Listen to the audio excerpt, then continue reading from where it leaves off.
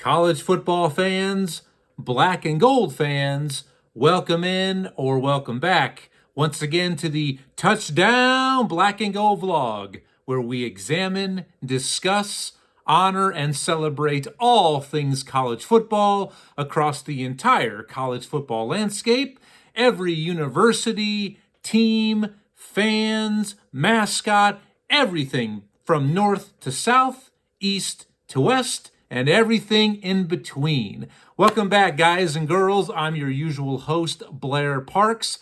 Holla at you, boy. It's great to be back here with you on the Touchdown Black and Gold vlog. This is my Week 2 preview and picks episode. I'm so pumped for this upcoming week of college football because Week 2 is all about the non-conference. That's right. This week has the best slate of non-conference games. Just buku all over the schedule. Yes, we do have that big one coming up week 4 when Ohio State travels to South Bend to take on Notre Dame. But week 2 is the week for the non-conference matchups, and none will be bigger than that big tilt down in Tuscaloosa, Alabama. And I will get to that game here shortly. Once again, if this is your returning time, if you're back with me again, if you are a member of the Touchdown Black and Gold family, I thank you for your continued support, your attention, all of your comments, your high ratings, everything. I love it, and I want to keep this going. If this is your first time with me here on the Touchdown Black and Gold vlog, please, if you like what you hear and what you see, click that subscribe button. Like, rate, share, comment, tell your fellow college football fanatics about the Touchdown Black and Gold vlog.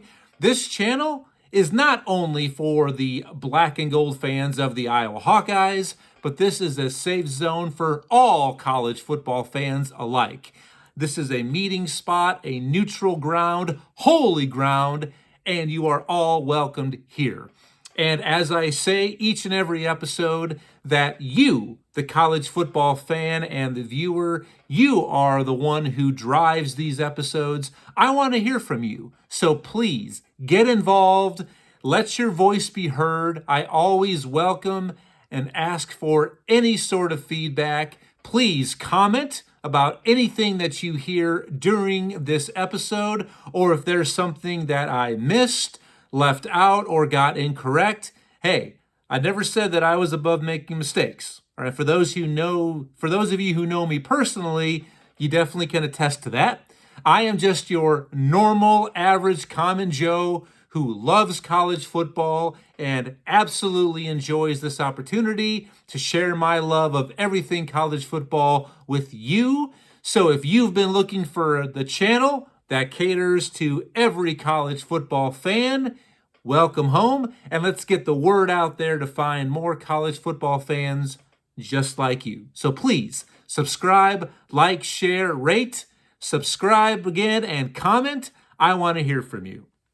So, what's on tap for today's episode? It's going to be the usual agenda for my preview and picks episode, with one little wrinkle. First thing I will provide you is my super dogs of the week 2, and that is basically every week I will give you 4 games to where I actually do favor or think that the underdog can go ahead and pull and spring the upset. Last week I gave you 4 like I do every week, and 2 of the 4 actually pulled it off. So I'll start off with my super dogs. After that, I will go simultaneously into my favorite segment I do each and every week here on the channel. I will simultaneously do the preview and picks of 13 games that I selected on the docket for week 12. And every week I will always have my 4 specialty games, which will be included within those 13 games. So you definitely want to stick around to see which ones I picked today. And as a bonus, I'm going to give you a little bit of a preview of what you will be seeing during Monday's episode. Usually during the season, I'll have 2 episodes a week. On Thursdays, I will have my preview and picks episode. And Monday, I will have my weekend review show. So this past Monday and Tuesday, I just couldn't work it in, being the holiday weekend. A lot was going on, but definitely I will be back Monday for my week 2 review show. So I'm going to give you a segment, my 3 cheers segment, that I will have on each and every review show on Mondays. So without further ado, guys, let's go ahead and get it. So the first thing I want to start off with, as promised, are my super dogs of week 2. And you definitely want to pay attention now, because last week, like I said, 2 of my 4 hit. I warned Boston College about, speaking of dogs, the NIU Huskies, and they went to Chestnut Hill, pulled the upset. And I also warned the Purdue Boilermakers, speaking of more dogs, about the Fresno State Bulldogs going to West Lafayette and pulling the upset, and they did. The other 2 didn't really fare so well.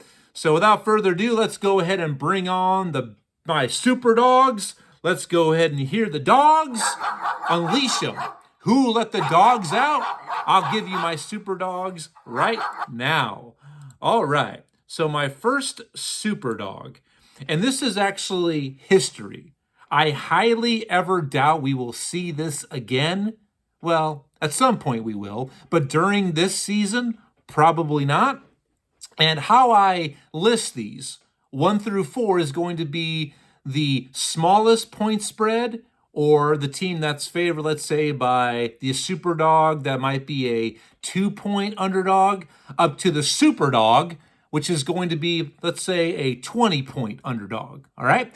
So the first one, which you could call this one the Chihuahua, the UTEP Miners travel to the Northwestern Wildcats. Now, time out for a second.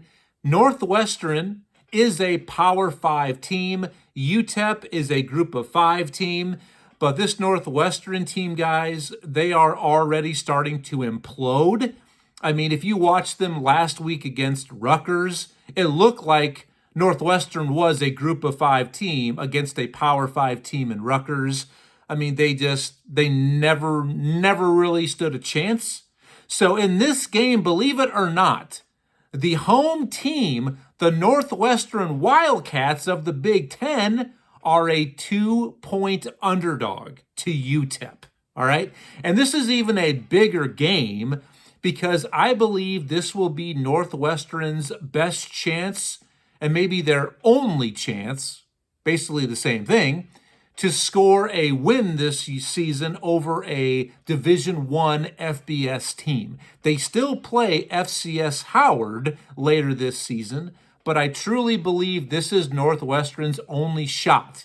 If you had one chance, one shot, one opportunity, this is it for Northwestern to get a victory over a Division I opponent. So maybe Northwestern can get it done. Now, also, this is a bonus game as well, because each and every week, too, I always love to have this guy in studio, because not only is this a super dog game, but it's also a what? It's a trap. That's right, Admiral Akbar. This is also a trap game as well, because Northwestern next week hosts number 21 Duke in Evanston. So maybe Northwestern is going to be looking ahead, so to speak, to the Duke Blue Devils. But first and foremost, they got to focus on the UTEP Miners. Next, this would maybe be the Beagle dog in order. James Madison, the Dukes, they traveled to UVA to take on the Cavaliers of Virginia. And James Madison is a Division I team, all right? Now, UVA is also a Power 5 team. They play in the ACC, and it's crazy that we're seeing 2 of them in the same week. This is probably not going to happen once again this entire season, guys. But UVA, believe it or not, the Cavaliers are a 6-point underdog at home. Now, it's going to be a very, very emotional day there in Charlottesburg, Charlottesville, I believe, is where UVA's campus is, because this is their first home game following the tragedy at the end of last season when 3 active Virginia football players were killed during a shooting on campus. They canceled the last couple games. Last week they opened up on the road, so emotions will be running high there in Virginia for this game. So perhaps the Cavaliers can pull the upset over the mighty Dukes of James Madison. We'll have to wait. But also, if you're James Madison, you need to be aware, because for you, this is also a what, Admiral Akbar? It's a trap. That's right. Thank you very much, Admiral, for that. Because next week, in the Sun Belt, a huge tilt between James Madison. They travel to Troy to take on the Trojans, who were last year's champions of the Sun Belt Conference. So perhaps James Madison is also going to be looking ahead to next week's game as well. Next on the list, this could be the Labrador, the lab. Yeah, let's say this is the yellow lab, or chocolate lab, black lab, whatever. This is the Labrador of the Super Dogs this week. Vandy travels to Wake Forest, so we have a SEC versus ACC matchup. Now, Vanderbilt, they are 2-0. They played during week 0. Wake Forest is 1-0. They opened up last week with Elon of the FCS. But Vanderbilt is a 10-point underdog on the road. So I think Vanderbilt can definitely take care of the Demon Deacons, which is one of my favorite mascots in all the land. How could it not? The possessed clergymen. So definitely, if you're Wake Forest, be looking out for the Commodores of Vanderbilt. This team, like I said, they've got 2 games under their belt. They definitely got some experience. So I think Vanderbilt has a really good shot to go to Winston-Salem and get the upset. Now, the last super dog on my list, this would be the St. Bernard of the dogs this week. UCLA, the Bruins of the Pac-12, who looked very good last week at home against Coastal Carolina, a team that's had a lot of success recently from the group of 5. They travel down the coast to Southern California and take on the San Diego State Aztecs. And San Diego State is also 2-0. They played during week 0 as well. And here they find themselves a 14.5-point underdog at home. San Diego State loves having Pac-12 teams in their house because San Diego State believes they should be a member of the Pac-12, or at least could have been a member of the Pac-12, since the Pac-12 is officially gone by the wayside, the way of the dodo at season's end. So San Diego State, the Aztecs, are going to be fired up for this game. So as a 14.5-point underdog, it's unlikely, but there's always a chance. So we'll see what the Aztecs can do this week. And that, ladies and gentlemen, boys and girls, is this week's Super Dogs.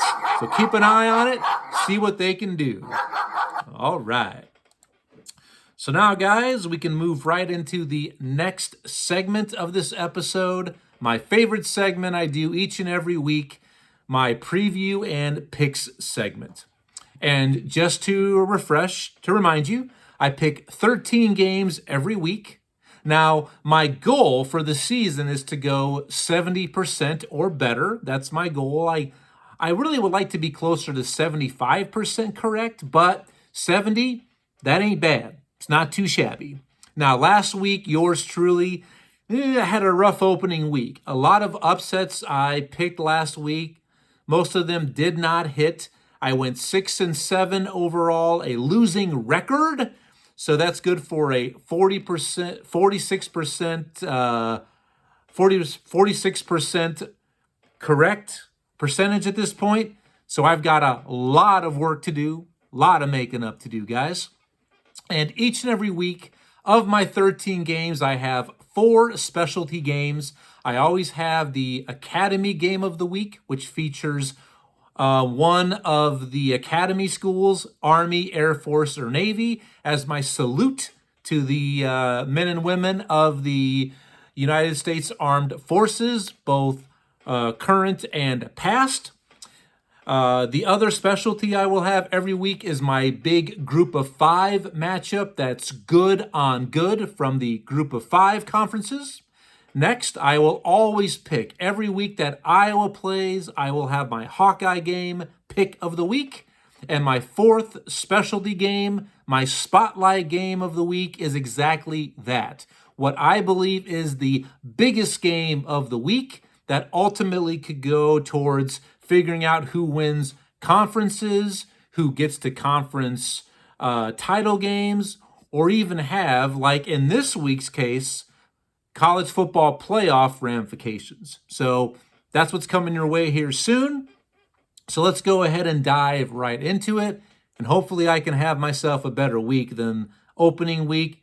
It was a tough one here for your boy Blair, but let's see what I can do. All right. And once again, hey, please comment, get involved. I want to hear from you, the college football fan, fanatic. Everyone's welcome here. Please comment, like, share, subscribe, rate, get involved.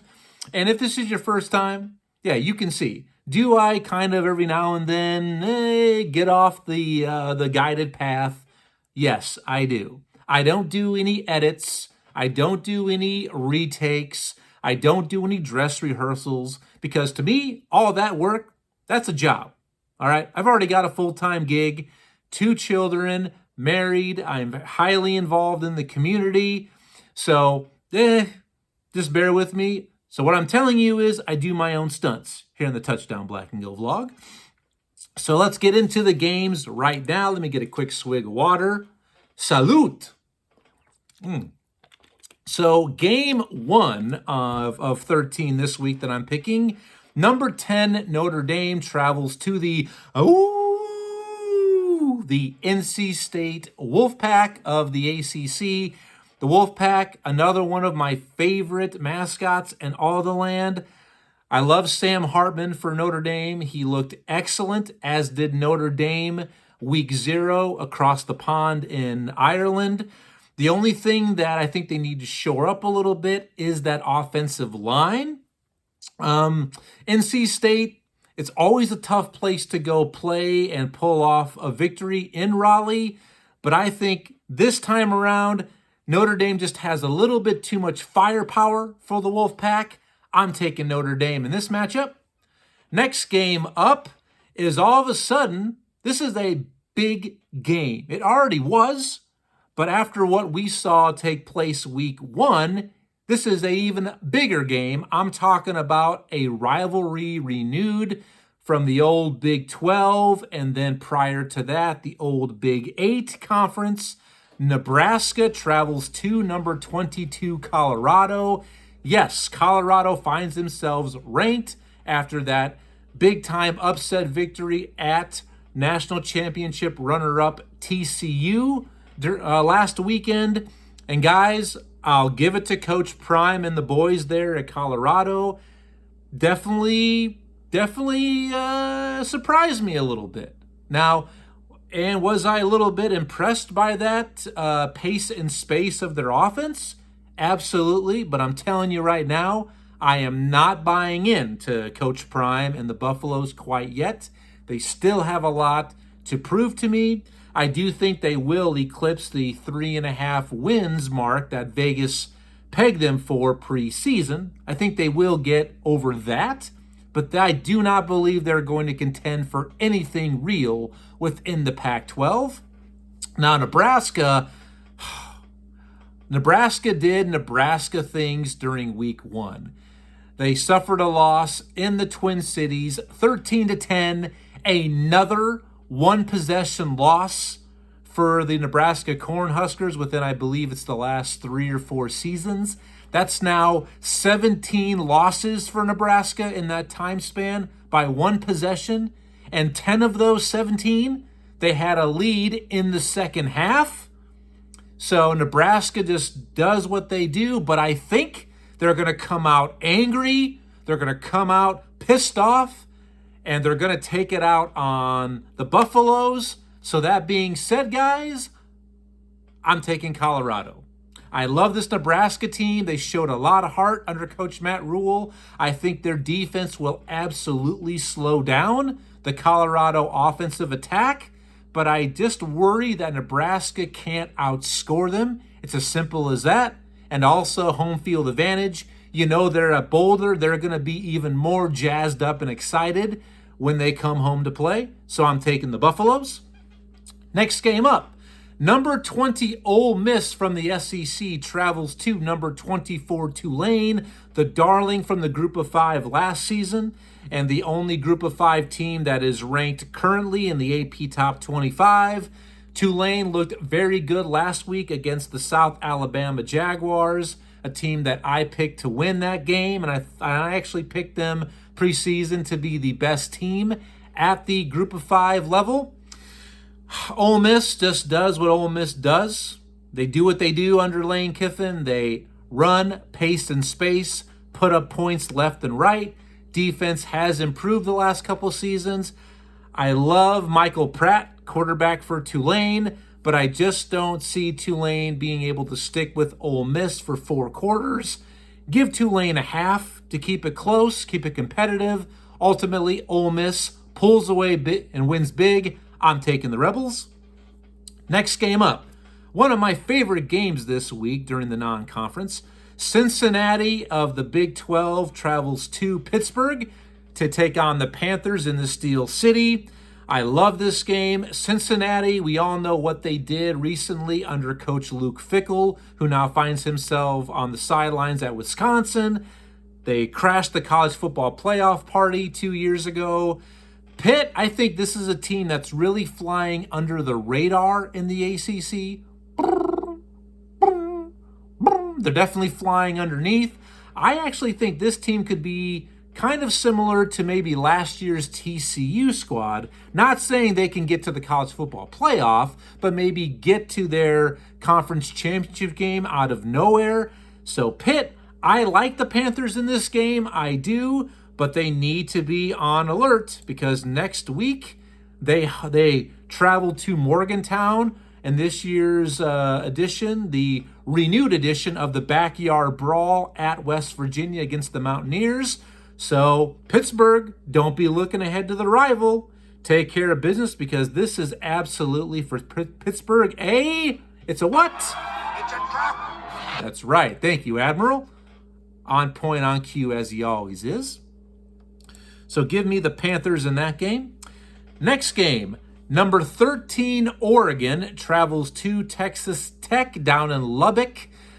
I was really excited for this game. When I saw this on the schedule, over the summer, I was completely enamored with this game because, like I just said about Pitt, Texas Tech, to me, was one of those potential TCU kind of teams that could have came out of nowhere and got to the Big 12 title game. They're coming off a devastating loss last week in double overtime against Wyoming in Laramie at Elevation.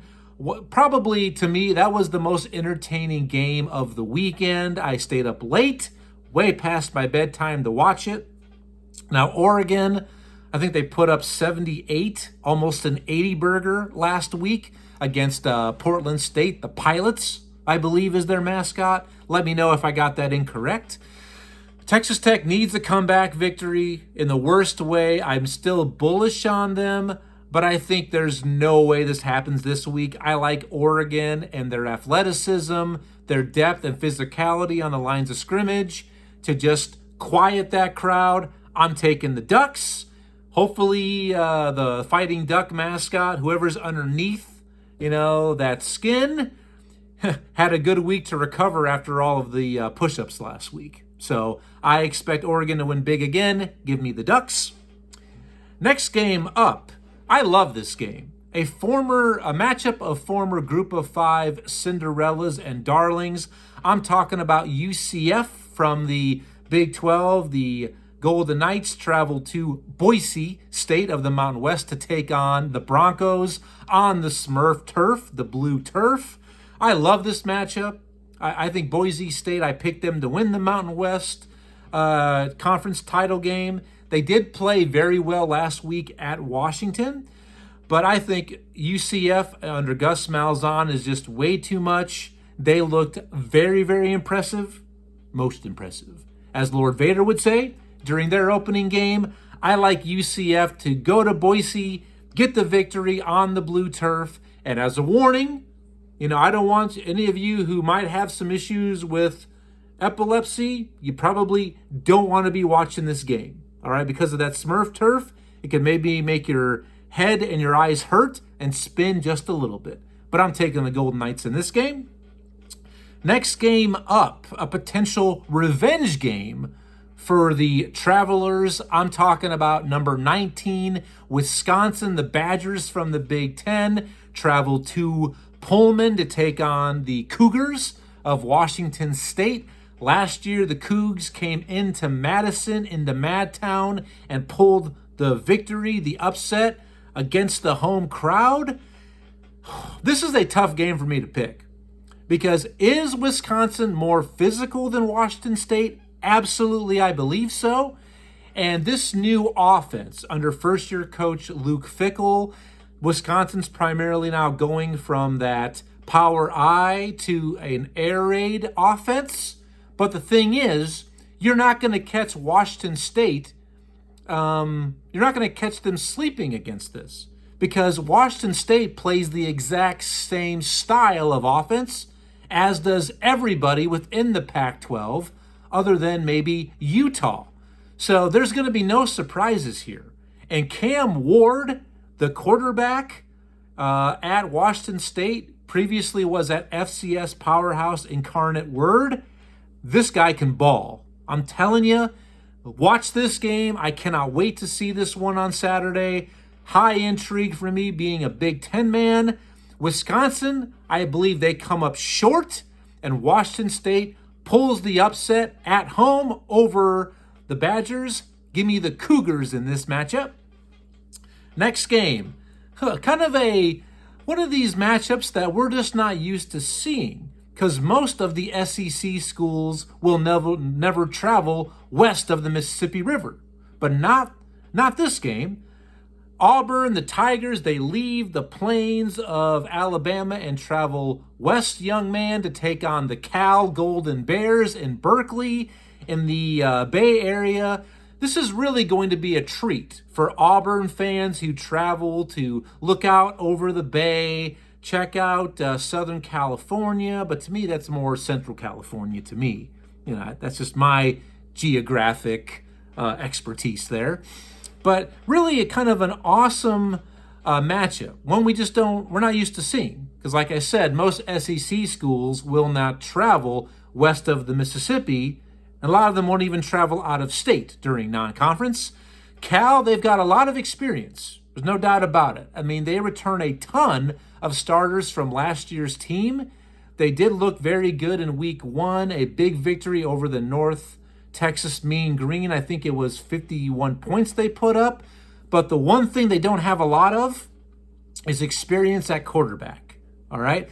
This quarterback coming in this season had 0 snaps, 0 play time, and quarterback still is the most important position of any, that position is the most important of any sport. I like Auburn and first-year coach Hugh Freeze. I just don't think Cal can slow them down enough and keep up with them offensively. So I'm taking the Tigers on the road. Go War Eagle to pull it off. Next game up, the last before my specialty games of the week. Purdue, the Boilermakers, who are going to try to get up off the mat after losing last week at home to Fresno State during Coach Ryan Walters' debut at Purdue. They traveled to Virginia Tech to take on the Hokies on the road. And Virginia Tech, they've got some problems. They just do not look like Beamer ball of Virginia Tech of the past. This is not your father's or older brother's Virginia Tech squad, guys. Now, Purdue coming off the loss, but Hudson Card looked very good at the quarterback. And congratulations to Tyrone Tracy, former Iowa wide receiver, caught a touchdown pass last week. I believe that's his first receiving touchdown in a Boilermakers uniform. So congrats, Tyrone Tracy Jr. I think Purdue just has too much. I mean, and that's really saying a lot because I just don't think Virginia Tech is, quite frankly, good. And I think Coach Pry, at the end of the season, this is his second year. The former Penn State defensive coordinator is their head coach. I think by season's end, he will absolutely be on the hot seat moving in to season 3 at Virginia Tech. So I'm taking the Boilers. Boiler up. They get it done on the road. All right, guys. So far, I hope you like what you hear and what you see. Please like, share, subscribe, comment, get involved. Let me know what you think about my critique and, my insights, my opinions, and my picks. Let me know. All right, guys, now it's time for my 4 specialty games of the week. And the first one is my Academy game of the week. Last week, I spotlighted Army. This week, I've got the men and women of the Air Force Academy from Colorado Springs. Air Force travels to Sam Houston State, the Bearcats. This is the Bearcats' first year as an FBS Division I team. I love the triple option of Air Force. Sam Houston State, I don't really know much about them. I know halfway recently they did win a national title as a member of the FCS, the lower level. But I don't really have to know a lot about Sam Houston State, guys. No offense to fans, alums, or the community of Houston, but they're the Bearcats, spelled with a K, not a C. Enough said. I'm taking Air Force. Now, my next specialty game of the week. This is a awesome matchup. I'm uber excited to watch it. This is my group of 5 matchup game of the week. Jacksonville State, the Gamecocks. That's right. Not the Gamecocks of South Carolina, but the other Cocks. But the Jacksonville State Gamecocks, and I have more to say about Jacksonville State here shortly in my 3 cheers segment.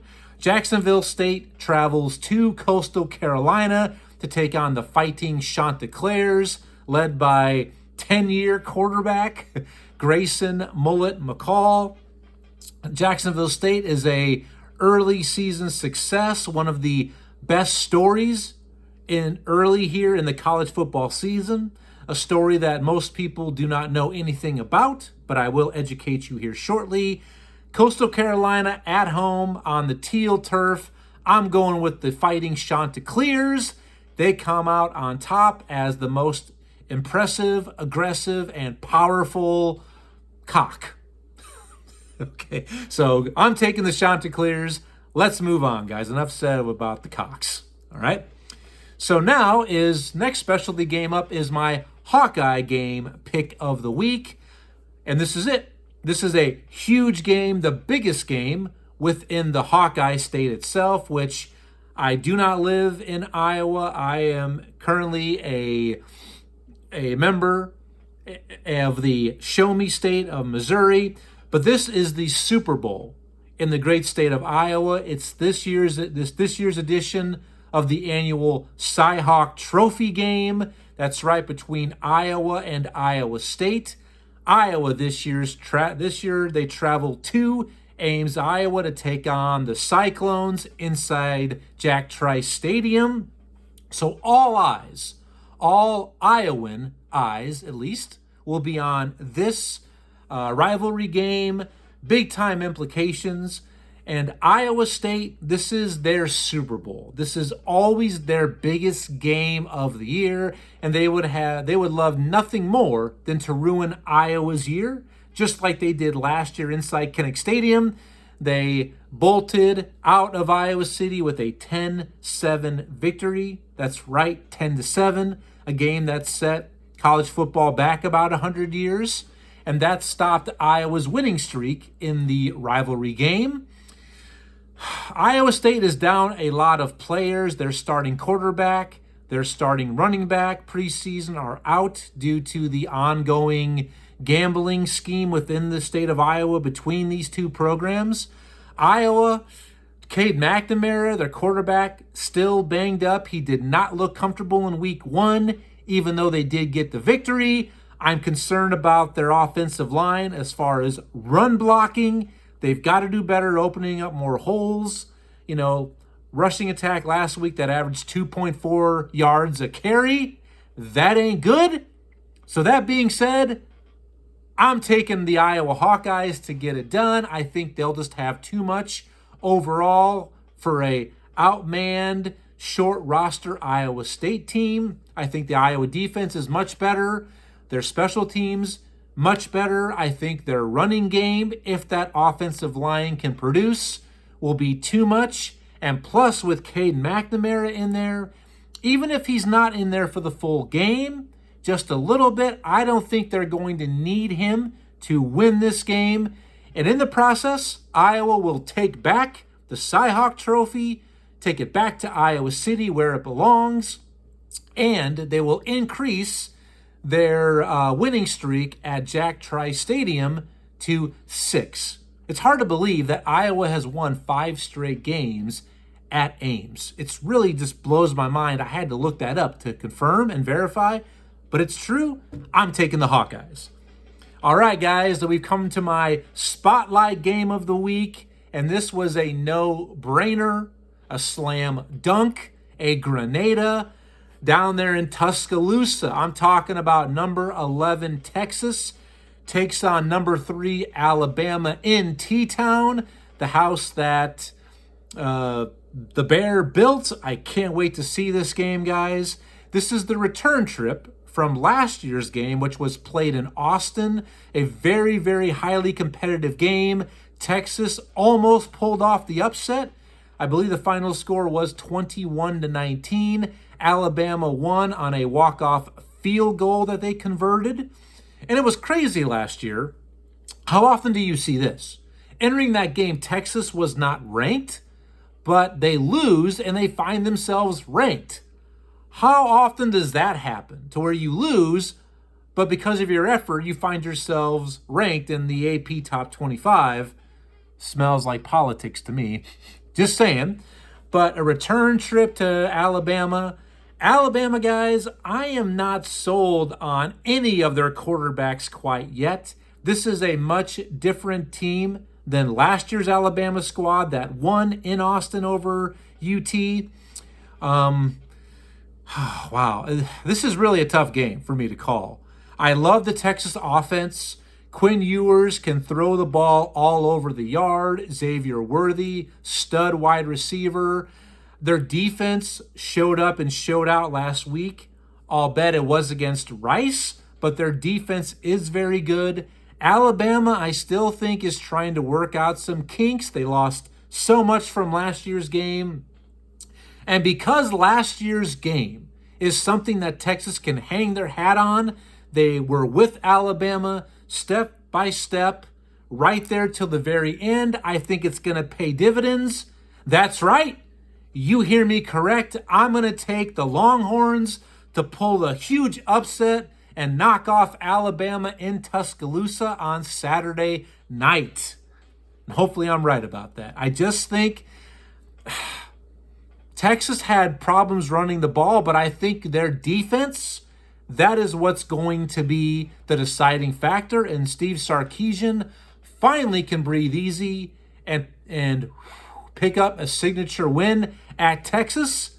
And also, while doing that, knocking off his former sensei, his master, his former head coach, Nick Saban.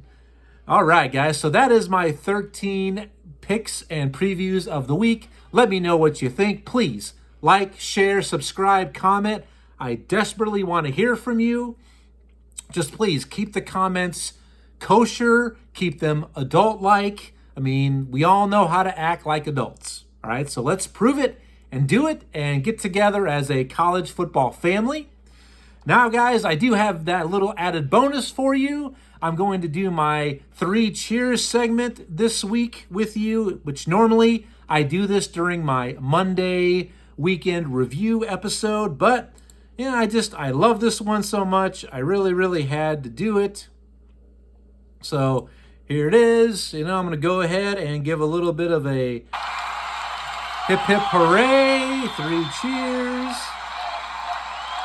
So, all right. So my first cheer of 3 cheers this week is I got to give it to the Duke Blue Devils. That's right.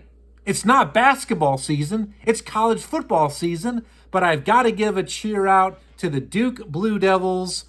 They scored a decisive, impressive victory over then number 9 ranked Clemson on Monday night. All eyes were on them. It was the only game on television. And what a big-time win for this Duke program. I mean, remember, this is a Duke program that I believe won 9 games last year. And they have a lot back. So maybe they can be a team that could surprise within the ACC, like I believe Pitt can as well. Now, just so you know, the last victory Clemson had over a top 10 opponent was September 30th, 1989, also over then ranked number 7 Clemson. And guess who was on the sidelines patrolling the sidelines there for Duke in Durham during 1989, that season? The OBC, the old ball coach, Steve Spurrier himself. So Duke, I say to you, hip, hip, hooray. You deserve that first cheer. Now, my next cheer for week 1 is I've got to give big ups, much love and respect, and a cheer to the group of 5. What a fantastic and great accomplishments they had left and right during week 1. Let me share with you what happened.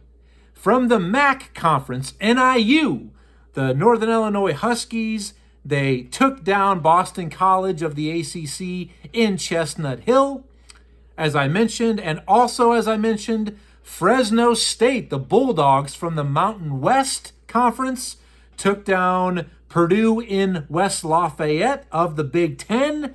2 huge victories for the group of 5 right there. And the other one that I also previously mentioned, the Wyoming Cowboys, also from the Mountain West Conference, knock off Texas Tech of the Big 12 in Laramie. I mean, these were great accomplishments for these programs and for these so-called lower level conferences. It was great to watch. I mean, this is what makes college football great. This is what makes it unlike any other sport that we have in this great nation. And it's just second to none. But that's not it. I have more to share with you from the group of 5 during my second cheer. I also have some group of 5 history that was made to share with you. Jacksonville State, the other Cocks, I told you I would mention them more. They won with their victory week 1, and also they did play in week 0. They were victorious in both. Currently, Jacksonville State is 2-0 on the season, and in doing so, guys, this is their first year also joining the ranks of the FBS level teams. So Jacksonville State, with those first 2 victories, congratulations on getting your first 2 victories as a FBS Division I program. My hat's off to you. A little tip of the cap. Great cheer for Jacksonville State. Welcome to FBS football. Congratulations on getting those victories for your program. And the second part of history for Group of 5, I got another big, huge matchup and a huge upset that happened, Texas State of the Sun Belt Conference. That's right. The Bobcats of Texas State traveled to Waco to take on Baylor in week 1 and absolutely steamrolled the Bears. I mean, absolutely just skinned the hides of the Bears. I mean, rolled them, embarrassed them at home. And in doing so, Texas State scored their first ever victory in program history over a Power 5 opponent. So congratulations to the Bobcats and to the Cox on those great accomplishments. So that's my second cheer of week 1. Now my third cheer, I got to give a shout out to our Iowa Hawkeyes. Iowa scored on their opening drive. Iowa won the toss, selected to receive. They drove the field, and Cade McNamara threw a touchdown pass during Iowa's opening possession, and in doing so, broke a streak. The last time, believe it or not, this is a crazy stat for you Hawkeye fans, and it's really mind-blowing. And I get it, we've struggled on offense. But the last time Iowa scored via a touchdown pass on their opening possession was 1991. A quarterback by the name of Matt Rogers to Danon Hughes, I believe, was that connection. Most of you have never heard of either of those two Iowa players, Danon Hughes or Matt Rogers. Hell, a lot of you watching this episode weren't even born in 1991. It's never happened during the Kirk Ferentz era. That happened last during the Hayden Fry era at Iowa. So 3 cheers for our Iowa Hawkeyes for scoring via touchdown pass on their opening possession to end and break that drought. So once again, to all of those who earned it this past week, I say to you, 3 cheers. Hip, hip, hooray to all 3 of you. Well done. All right. Well, guys, that is my episode for today. I hope you enjoyed it, and I hope you are entertained. Thank you for all that you've done for the channel and will continue to do. Please comment, like, share, subscribe, get involved. I do plan on doing an instant reaction and recap this weekend following the Iowa State rivalry game, so be on the lookout for that. If you missed that, definitely you can expect me back Monday afternoon as I will do my week 2 review episode. So until then, enjoy the rest of your week and the upcoming weekend. Whoever you root for, I say to you, best of luck to your fandom and team of love and choice. So until then, thank you for joining me here on the Touchdown Black and Gold vlog. Take care. I'm History. Study me.